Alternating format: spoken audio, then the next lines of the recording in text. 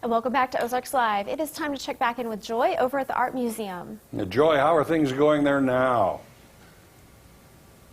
Hey, things are going great. I'm kind of getting my own personal art show today because they're usually not open on Monday. But, you know, starting tomorrow, you can come and see this for yourself. This is called Eye to Eye Self-Portraits from the National Portrait Gallery.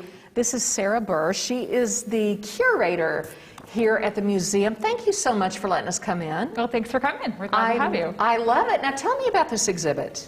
So it's a collection of 58 artworks on loan from the National Portrait Gallery.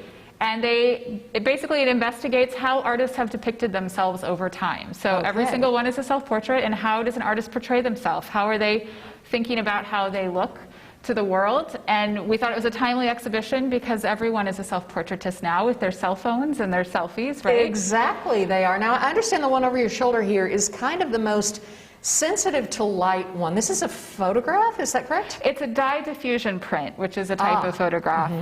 And it is very sensitive to light. It's by an artist named Maria Magdaleno Campos Pan. And she was from Cuba. She's a Cuban refugee.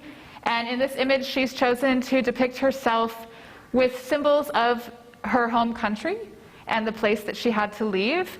And she's got her eyes closed. So the title is, can I get closer? Sorry, I want to make sure I don't mess it up. The title is When I Am Not Here, Estoy Allá, which means I am there.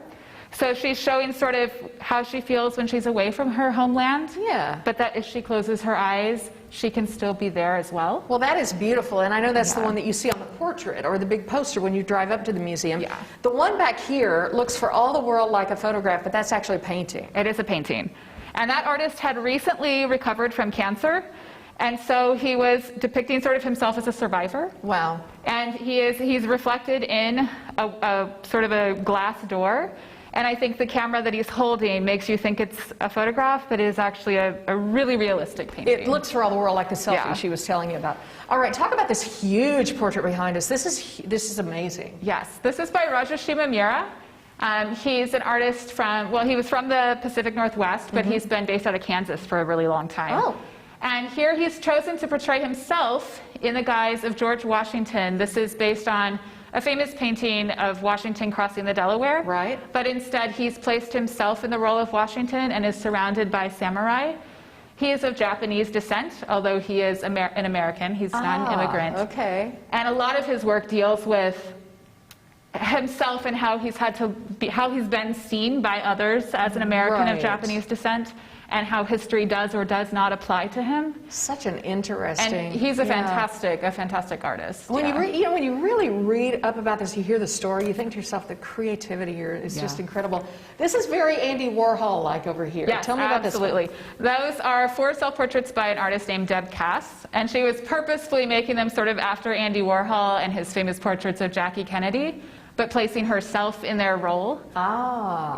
Okay. Very colorful. They're really fun, Very creative. And these go from the oldest to the newest. So this is the newest one here, the one in the mirror. Yeah, it's the most recent from 2015. Or is that a frying pan? It's hard to tell. It is a frying pan. It is a frying pan. Yeah, it's a frying pan. The artist is Alison Sarr, and that's her looking at herself, but in a frying pan. So we don't actually see her. She's not looking at us. We're seeing the frying pan that she looks into. So interesting. I could spend all day in here, and you know, that's what they'd love for you to do, is just come spend all the time you want.